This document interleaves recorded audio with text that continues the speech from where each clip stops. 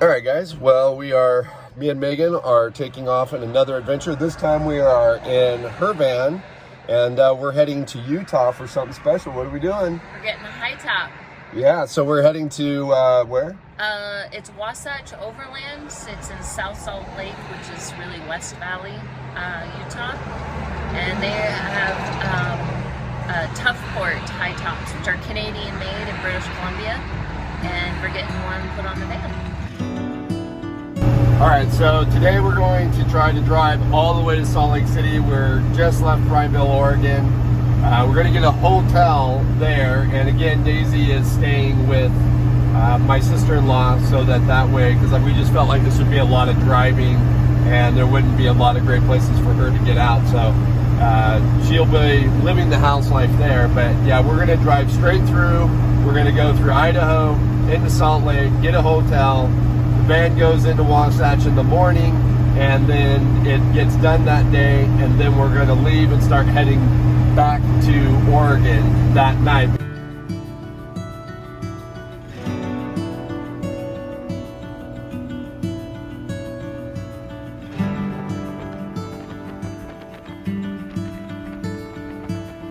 So one thing I like about driving Megan's van is not only does it have a lot more power being a 7.3 diesel, but she's got this edge tuner, and I can monitor everything that's going on with the van as far as how it's running, and I find that super useful. For my normal subscribers, you're probably not going to give a rat's ass about this fuel mileage of a 7.3 liter diesel van, but I know that there are some folks out there that are interested, especially when it comes to the vans. There's a lot of information when it comes to the 7.3 liter diesel trucks, but very little information out there on the internet when it comes to the 7.3 liter diesel van. Like I said, Megan's van is somewhat modified, so listen to the video. You'll figure out what modifications we have done to the 7.3 liter diesel, and you can see what kind of performance we're getting out of it.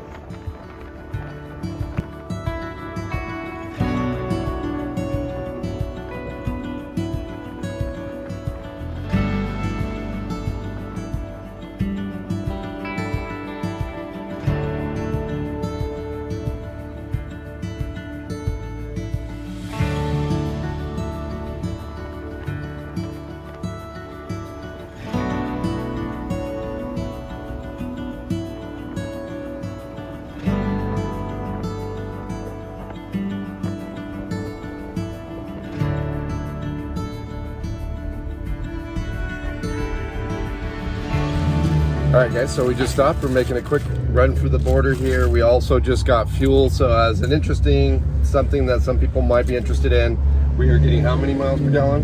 About 15.4. 15.4, so that's with 35-inch tires on the 7.3 liter diesel.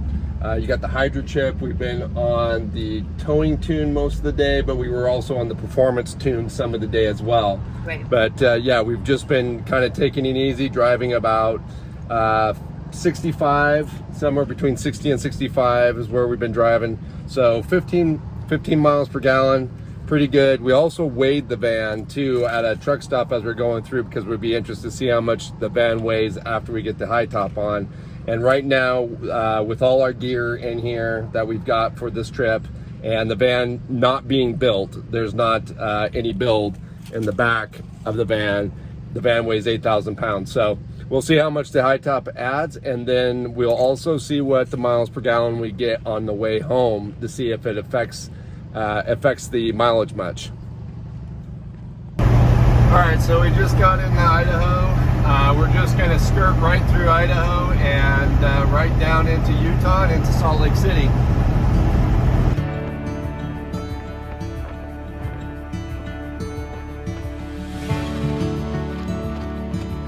All right, well, we just came through Utah. It's been a pretty easy drive, pretty easy going on the highway. The van's been doing great. We've been maintaining about 70 miles an hour. Anything higher than that, my EGTs start to climb a little higher than I would like. Right now, we're kind of running somewhere between 650, and any mild incline, it might jump up to 850. Every once in a while, we might even hit briefly 1,000, but if I start to get there, I start dropping it down, and I'll lower it even a little bit more. But as it is, our gas mileage still seems to be doing really well. So we'll give it another check with you guys once we get gas and see how our gas mileage did from the last time. The other thing that I forgot to mention last time is we do have 373 gears in here, and she also has a 4-inch exhaust. And then one other thing I would like to point out too, if you got the Hydra Tuner in a van, remember that they made these tunes for the trucks, and the trucks have intercoolers and the vans do not, so you really do want to watch your EGTs. I've done a little bit of research on what the max EGT should be for the van, and I've got some conflicting information. It does seem that 1250 would be safe, and anything above 1300 for long periods would be a problem. I'm very curious if anybody has any input on this. If you do, please leave that down in the comments.